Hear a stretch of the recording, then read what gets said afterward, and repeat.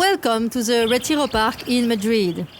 As I mentioned in the previous episode, I am currently in residence at the Casa de Velázquez.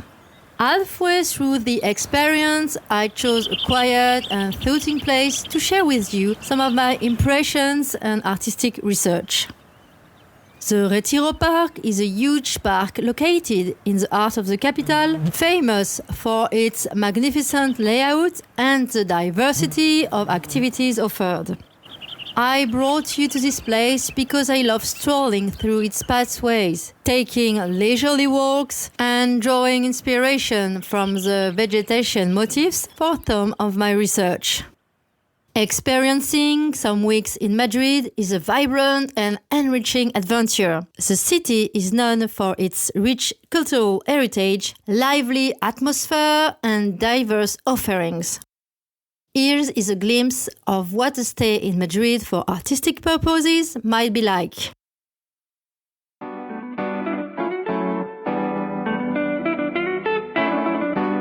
Greeting everyone and a warm welcome to my studio. I'm Alix Morel, a painter and printmaker artist. And in this podcast, we are going to delve deep into the world of art. I'll be sharing my artistic techniques, my sources of inspiration, and occasionally those moments of uncertainty that come with the creative process. Put on your apron and let's get started. During the first days spent in Madrid, I initially wanted to explore as many cultural sites as possible. I wanted to immerse myself in the atmosphere of the city to capture the impressions and motifs that will serve me in my work when I am back in my studio in France. But before sharing some of my impressions with you, I would like to give you a brief presentation of the place where I have the opportunity to carry out my residency, the Casa de Velázquez.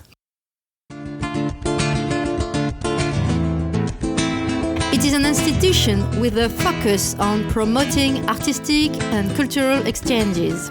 It is named after the renowned Spanish painter Diego Velázquez, reflecting its commitment to celebrating and preserving Spain's cultural heritage while fostering contemporary artistic expression.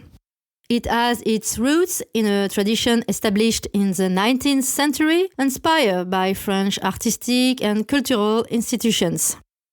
It was officially founded in 1929 by a French initiative and initially housed in the Cuartel del Donque Duque. In 1932, it moved to its current location in the Ciudad Universitaria era of Madrid, atop a hill known as Monte de El Pardo. This elevated location provides stunning views on the city and creates a serene environment propitious to artistic creation. The building itself is an elegant structure that combines modern elements with traditional Spanish architectural features. Its design allows natural light to fill the spaces, creating an inspiring atmosphere for residents and visitors. The Casa de Velázquez hosts artists, researchers, and scholars from various disciplines, including visual arts, music, literature, and the humanities. The residencies typically range from a few weeks to several months, providing dedicated time and space for creative work. The institution plays a vital role in fostering cultural and artistic exchange between Spain, France, and other countries. It often collaborates with other cultural organizations, hosts exhibitions, and organizes events to promote dialogue between different artistic disciplines. In addition to its role as a center for the arts, the Casa de Velázquez also engages in academic and research activities. It collaborates with universities and research institutions to support scholarly programs. Overall, the Casa de Velázquez stands as the cultural hub that nurtures creativity, facilitates interdisciplinary collaboration, and contributes to the cultural richness of Madrid and beyond. The institution has an incredible library where I love to spend hours studying not only Spanish history and culture, but also the architectural patterns used throughout various historical periods. And I will talk more specifically about it in the next episode.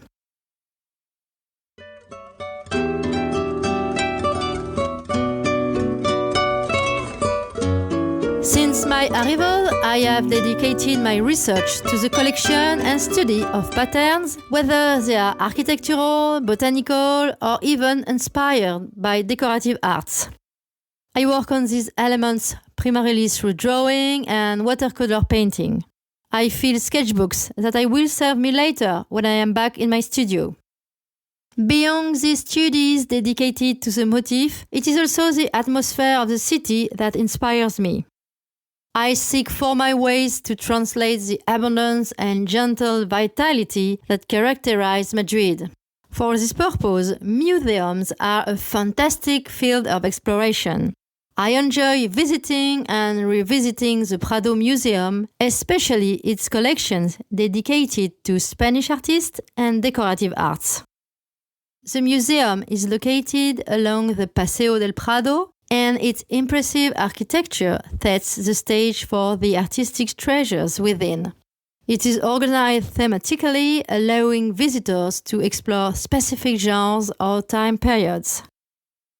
You might move through galleries dedicated to religious art, portraiture, landscapes, or still life, each providing a unique perspective on the evolution of art. I am truly fascinated by the Spanish artists that I have rediscovered at the Prado, such as Francisco Goya, Diego Velázquez, and El Greco. Las Meninas by Velázquez, in particular, is the highlight that draws crowds. In addition to paintings and sculptures, the Prado features an impressive collection of decorative arts. These pieces provide insight into the craftsmanship and artistic expression of different periods. As I was saying, I draw and take notes on certain elements that inspire me. They will serve me later on. After spending a few hours at the Prado, I like to return to my studio and transcribe what inspired and moved me. I explore other combinations of colors and nuances that could make my work evolve, especially in printmaking. I usually work in shades of grey, and I would like, perhaps, to introduce new colors into my works. To be continued. Here are my first impressions of Madrid that I wanted to share with you. I hope I have immersed you in the atmosphere of this extraordinary city and my work.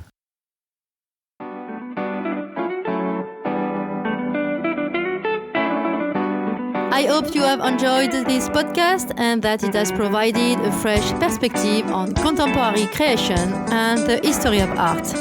Please leave your comment below, and if you like to explore my work, let's connect on Instagram at alixmorelartiste or visit my website alixmorel.com.